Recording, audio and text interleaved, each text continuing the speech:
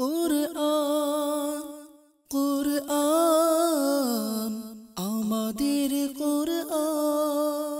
আলহামদুলিল্লাহি রাব্বিল আলামিন ওয়াসসালাতু ওয়াসসালামু আলা সাইয়্যিদিল মুরসালিন। আম্মা বা'দ, ফাআউযু বিল্লাহি মিনাশ শাইতানির রাজীম। বিসমিল্লাহির রহমানির রহিম।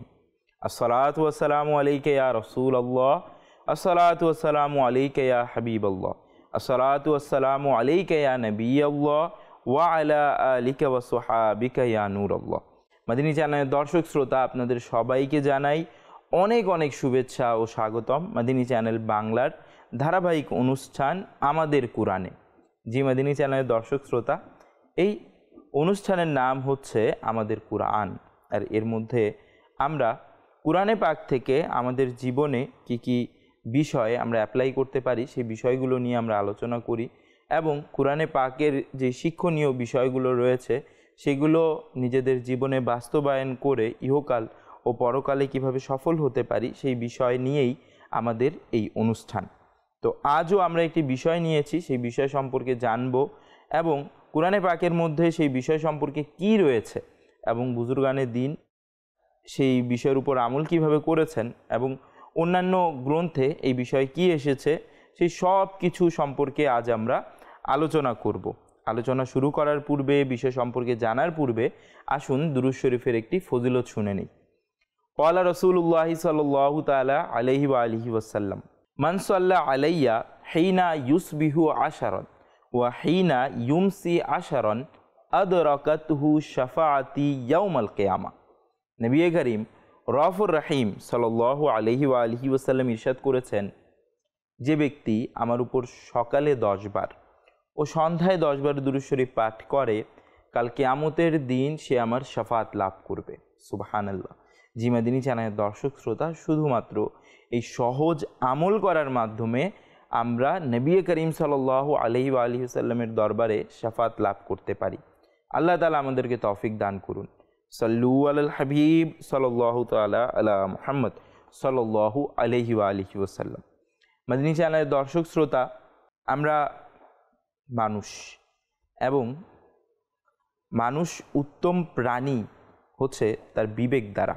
অর্থাৎ মানুষের মধ্যে এবং অন্যান্য প্রাণীর মধ্যে সবচেয়ে বড় পার্থক্য যেটা, সেটা হচ্ছে মানুষের বিবেক। মানুষের কাছে যখন সেই বিবেকের মর্ম থাকে না, কিংবা সে যেভাবে একজন বিবেকবান মানুষ কাজ করে, বিবেকবান মানুষ কাজ করে, সে সেইভাবে কাজ করে না, বা এমন কিছু কাজ করে যেগুলোর ফলে আল্লাহ তাআলা অসন্তুষ্ট হয়ে যায়। তো অনেক ক্ষেত্রে দেখা যায় যে মানুষকে বলা হয় যে এমন ব্যক্তি যে এত খারাপ কাজ সম্পাদন করেছে, সে তো অমুক জন্তুর চাইতেও সে নিকৃষ্ট।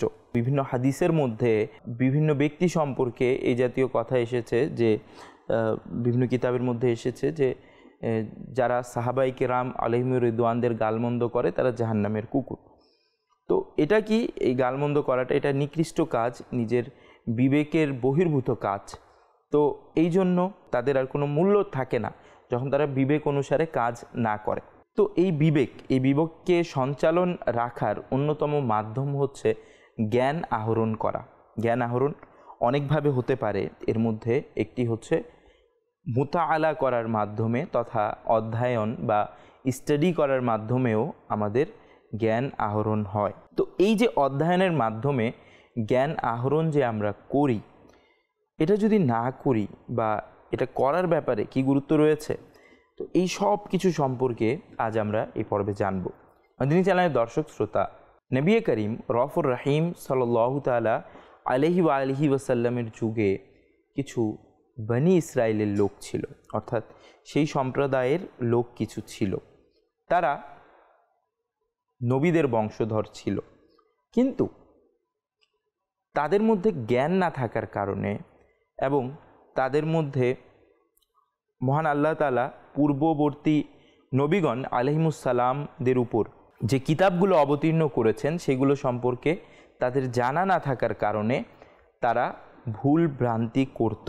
এমনকি তারা নবী করিম সাল্লাল্লাহু তাআলা আলাইহি ওয়া আলিহি ওয়াসাল্লামকে অস্বীকারও করে। নবী করিম সাল্লাল্লাহু আলাইহি সাল্লাম তাদের তাওহীদের দাওয়াত দিলে, একত্ববাদের দাওয়াত দিলে তারা তা নিতে এবং নবী করিম সাল্লাল্লাহু আলাইহি সাল্লামের রিসালাতকে মানতেও অনেক ক্ষেত্রে তারা অস্বীকৃতি জানায়।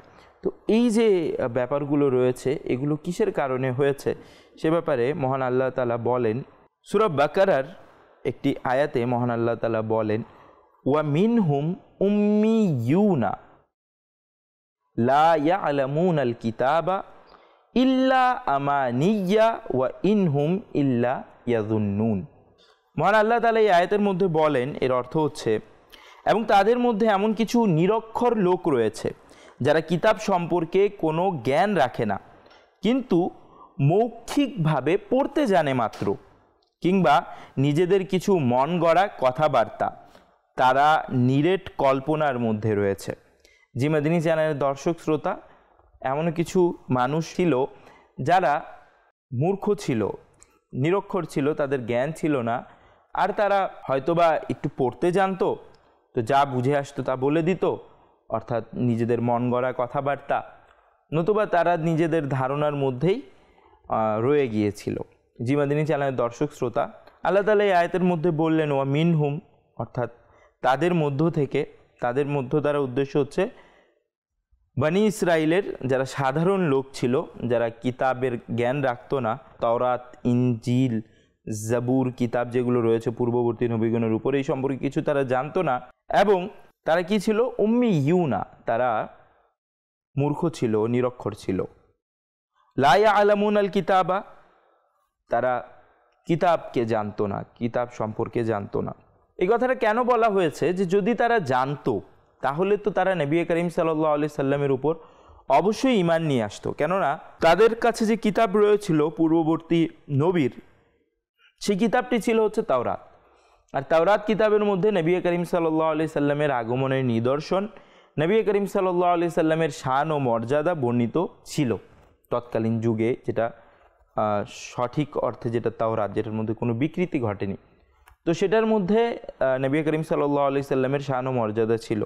তো অতএব যারা এটা পড়েছে আর যারা এটা বুঝেছে, তাদের মধ্যে তো অনেকেই ইসলাম ধর্ম গ্রহণ করে নিয়েছে, নবী করিম সাল্লাল্লাহু আলাইহি সাল্লামের রিসালাতকে কবুল করে নিয়েছে, কিন্তু তাদের মধ্যে এমনও কিছু লোক ছিল যারা অন্যের কথায় চলতো, কিংবা তারা কিছু কিছু পড়তে পারতো, আবার বেশি পড়তে পারতো না, নিরক্ষর ছিল।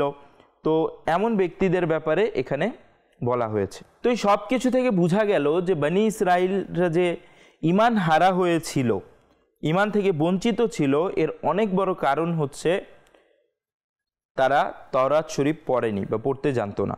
মাদিনী চ্যানেলের দর্শক শ্রোতা, আমরাও যদি প্রকৃত অর্থে মুমিন হতে চাই, আমরাও যদি আল্লাহ তাআলার দরবারে সন্তুষ্টি লাভ করতে চাই, মহান আল্লাহ তাআলার, আমরা যদি চাই যে আমরা প্রকৃত অর্থে মুমিন হব, মুসলমান হব, ঈমানদার হব, তাহলে আমাদের প্রথম কাজ যেটা, সেটা হচ্ছে কুরআনে পাকের মধ্যে কি আদেশ রয়েছে সেই সম্পর্কে জানা এবং পরবর্তীতে সেই অনুযায়ী আমল করা। যদি আমরা কুরআনে পাকের মধ্যে যেই কাজগুলো রয়েছে, যা রয়েছে তা জানতেই না পারি, বরং তা যদি পড়িই না, পড়াই যদি তা ছেড়ে দেবে, এড়িয়ে চলি, অসচেতন থাকি সেই সম্পর্কে, তাহলে তো স্বাভাবিক আমরা আমলও করতে পারবো না। বরং এমন হয়, কোনো ব্যক্তির কুরআন ও হাদিসের জ্ঞান যেভাবে থাকা দরকার, তার যদি সেভাবে কুরআন ও হাদিসের জ্ঞান না থাকে, তাহলে দেখা যায় সে পথভ্রষ্ট হয়ে যাওয়ার আশঙ্কা থাকে। কুরআন আমাদের অন্তরকে আলোকিত করে দেয়। কুরআন পাঠ করা, কুরআন পড়া আমাদের অন্তরকে আলোকিত করে দেয়। কুরআনের মধ্যে এমন নূর রয়েছে, আল্লাহ তাআলা যদি কাউকে নসিব করে, তো একজন বিধর্মীও যদি কুরআন পড়ে, সেও আল্লাহ তাআলার দরবারে এসে ঝুঁকে যায়, সেও ইসলাম ধর্ম গ্রহণ করে নেয়। যেমন একটি খুবই চমৎকার একটি ঘটনা রয়েছে, যে গণিতবিদ ব্যক্তি ছিল একজন, সে ম্যাথের মধ্যে পিএইচডি করেছিল। সেই ব্যক্তি বিধর্মী ছিল, সে তাদেরকে, অর্থাৎ বিধর্মীদেরকে, এক সংখ্যককে, যেহেতু ছোটকাল থেকে এই ভুল কথা বলা হয় তাদেরকে, যে ইসলাম ধর্ম ভালো না, কিংবা ইসলাম ধর্মে এটা এটা নেই, কিংবা কুরআন শরীফ কখনো তোমরা পড়বা না, এই জাতীয় মিসকনসেপশন তাদের মধ্যে দেয়া হয়। তো এটা তার মধ্যেও দেয়া হয়েছিল। তো সে তো কখনোই কুরআন পড়তে চাইতো না, বাট সে একবার চিন্তা করলো যে যেহেতু আমি ছোটোকাল থেকে শুনেছি যে নাউজুবিল্লাহ এই কোরআন শরীফের মধ্যে বিভিন্ন রকম এমন কথা রয়েছে যেগুলো সঠিক না, অতএব আমি এগুলো পড়ে এর ভুল বের করব। আল্লাহ তাআলার দয়া, আল্লাহ তাআলা মহান যে কোরআন শরীফ সর্বপ্রকার ভুল ভ্রান্তি মুক্ত। আল্লাহ তাআলা নিজে এটার হিফাজতের দায়িত্ব নিয়েছেন। কোরআনে পাক হচ্ছে সম্পূর্ণ আল্লাহ তাআলার বাণী। তো সে যখন ভুল বের করার খারাপ উদ্দেশ্যে যখন কোরআন শরীফ খুলল এবং পড়তে রইল, তো এক পর্যায়ে এমন হলো এই অধ্যয়নের বরকতে, কোরআন শরীফ অধ্যয়নের বরকতে এমন হলো যে সে তো স্বাভাবিক ক্রমে, এটা সত্য তো কোরআনের মধ্যে কোনো ভুল নেই, কোনো ভুল তো পেলই না, বরং সে কোরআন শরীফ থেকে, ইসলাম ধর্ম থেকে আরও প্রভাবিত হয়ে গেল আর মুসলমান হয়ে গেল। জি মাদিনী চ্যানেলের দর্শক শ্রোতা, এভাবে করে একজন বিধর্মীয় যখন কোরআন পড়ে এবং হিদায়াতকে বুঝতে পারে, তখন সেও ইসলাম ধর্মের আলোর পথে চলে আসে।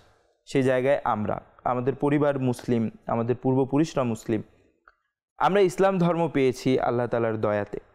তো আমরা মুসলমান হয়ে সেই শ্রদ্ধা, সেই ভালোবাসা নিয়ে যদি কোরআন শরীফ পড়ি, তাহলে আল্লাহ তাআলার কত নৈকট্য আমরা লাভ করতে পারি, একটু ভেবে দেখা দরকার। আল্লাহ তাআলার মারফত সম্পর্কে আমরা জানতে পারবো কোরআন শরীফের মাধ্যমে।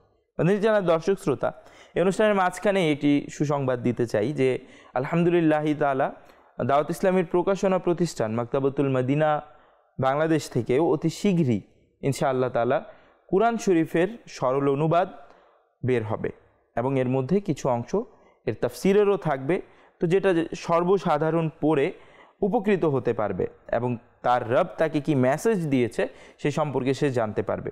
আর এমনটাই হওয়া উচিত, জানা উচিত। দাওয়াত ইসলামীও এর মধ্যে কাজ করছে যে আল্লাহ তাআলার বাণী তার বান্দাদের প্রতি কী, আল্লাহ তাআলার বার্তা, মেসেজ তার বান্দাদের প্রতি কী, সেটা যেন সবার কাছে পৌঁছে দেয়া যায়। অনেকেই আমাদের মধ্যে ধর্মীয় বিষয়াদি পড়ার প্রতি মনোযোগী থাকে না, অর্থাৎ তারা বিভিন্ন ফিকশন জাতীয় বই ইত্যাদি, নভেল ইত্যাদি তো পড়ে, সত্য মিথ্যা গড়া নভেল বা বিভিন্ন কিছু পড়ে, অধ্যয়ন করে, বাট ইসলামী বই পড়ে না। অথচ আমাদের দ্বীনি বই পড়া দরকার। যখন আমরা জানবো যে কবরের মধ্যে কি প্রশ্ন করা হবে, আমরা পড়ব কবরের আযাব সম্পর্কে, আমরা যখন কিতাব পড়ব, আমরা যখন বিভিন্ন কিতাবের মধ্যে অর্থাৎ কুরআনুল কারীমের মধ্যে যেই আয়াতগুলো রয়েছে আযাব সম্পর্কে, সেই সম্পর্কে আমরা যখন জানবো, এছাড়া অন্যান্য যে কিতাব রয়েছে যেগুলোর মধ্যে কোরআনের আলোকে কবরের অবস্থা সম্পর্কে বলা হয়েছে, যখন আমরা সেগুলো পড়ব তখন আমাদের মধ্যে খোদা ভীতি জাগবে এবং আমরা এর বরকতে গুনাহ থেকেও বেঁচে থাকতে পারবো। কিতাব পড়ার ব্যাপারে একটি আয়াতের তাফসিরের মধ্যে খুবই চমৎকার বিষয় এসেছে। আয়াতটি হচ্ছে সূরা ফাতিরের 22 নং আয়াত।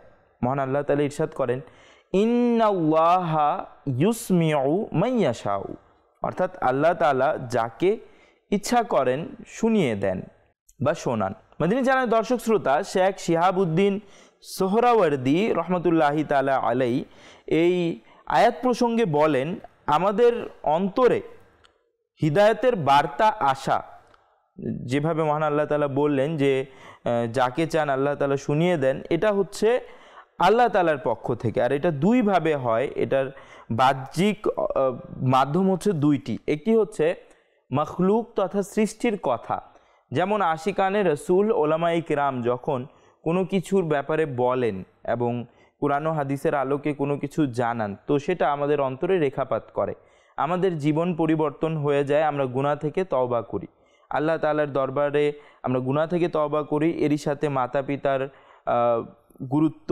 নামাজের গুরুত্ব, নামাজ নিয়মিত পড়ার গুরুত্ব, এই জাতীয় বিষয়গুলো আমাদের অন্তরে জাগ্রত হয়। আরেকটি মাধ্যম তিনি বলছেন যে আরেকটি মাধ্যম হচ্ছে যে যখন একজন ব্যক্তি দ্বীনি কিতাব পড়ে, তো তার অন্তরে হিদায়াত চলে যায়।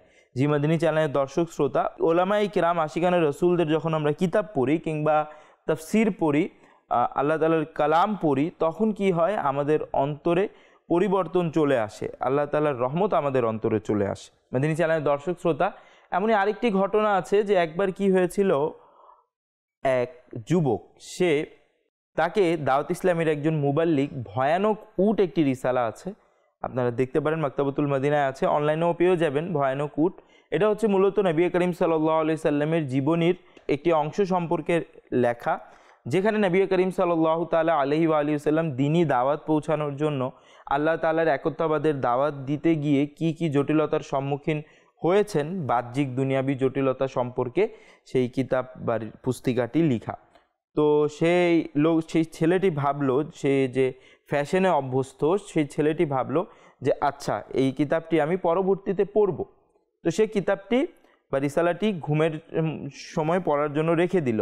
তো যখন তার ঘুমানোর সময় আসলো, সেই কিতাবটি নিয়ে পড়তে রইল। আর যখন নবী করিম সাল্লাল্লাহু আলাইহি সাল্লামের দাওয়াত দিতে গিয়ে, আল্লাহ তাআলার একত্ববাদের প্রচার প্রসার করতে গিয়ে যেই কষ্টসাধ্য ব্যাপারগুলো দেখলো একজন মানুষ, সাধারণ মানুষের পক্ষে যেগুলো খুবই কষ্টসাধ্য, সেটা নবী করিম সাল্লাল্লাহু আলাইহি সাল্লাম সহ্য করেছেন। নবী করিম সাল্লাল্লাহু আলাইহি সাল্লাম সেটা সেই সব জটিলতা থাকা সত্ত্বেও দিনের দাওয়াত দিয়েছেন। তো এগুলো দেখে তার চক্ষু অশ্রুসিক্ত হয়ে গেল এবং সে নিজের ফ্যাশনেবল লাইফ থেকে তওবা করলো যে না, আমি আর দুনিয়াবি ফ্যাশনের মধ্যে জড়াবো না, আমি ইসলামের পথে চলবো। যেভাবে নবী করিম সাল্লাল্লাহু আলাইহি সাল্লাম সাধারণ জীবনযাপন গ্রহণ করেছিলেন, সেভাবে আমিও সাধারণ জীবনযাপন নিয়ে চলবো। অথচ এখন কি হয়, এখন এটা হয় যে আমরা যেই কিতাব পড়ার, কোরআন শরীফ পড়ার এবং অন্যান্য কিতাব পড়ার যেখানে গুরুত্ব রয়েছে, আমরা সেই কিতাব ইত্যাদি পড়া অধ্যয়ন করা বাদ দিয়ে আমরা সোশ্যাল মিডিয়াতে লেগে আছি। আমরা মাসলা সম্পর্কে জানবো সোশ্যাল মিডিয়াতে, দিন সম্পর্কে জানবো সোশ্যাল মিডিয়াতে, কোনো মাসলা খুঁজতে হলে যাব সোশ্যাল মিডিয়াতে।